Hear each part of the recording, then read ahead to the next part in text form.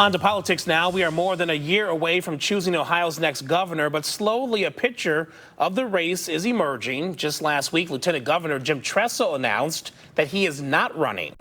That really left the way then Vivek Ramaswamy as the front runner for the Republican nomination. But things are not as clear on the Democratic side, as Columbus Bureau reporter Morgan Trow reports. There are a lot of decisions left for both parties.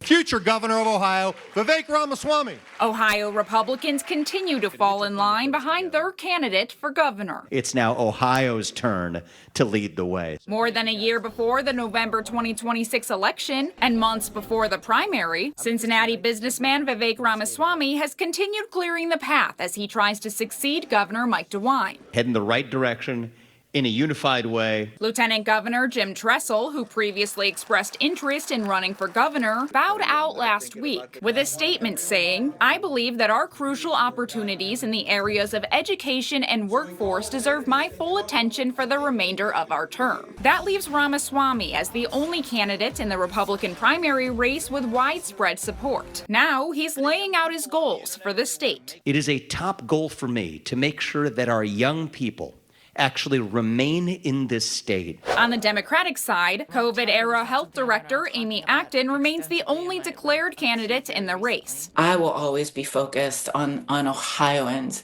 and whatever it takes to move them forward and solve the issues that affect their everyday lives. But former Congressman Tim Ryan has been floating a run for governor, with his team saying he would decide by the end of September. Morgan, I am not one for hypotheticals. We're very, very excited by how we've been received. Certainly setting records for any Democratic candidate. While the Democrats figure out their candidate, the next step for Ramaswamy is choosing the second in command. He left the event Monday without taking questions from reporters, but he's previously told us that he'll be working with the legislature for all of his policy ideas. That's the type of leadership we need to build upon the foundation that we've already set in this state, to make us not just the best in the Midwest, but the best in the entire country. Strategists have continued to suggest that Senate President Rob McCauley could be Ramaswamy's running mate because he can navigate the lawmakers. Do you think with, obviously your role in leadership, that you would be the best fit for that?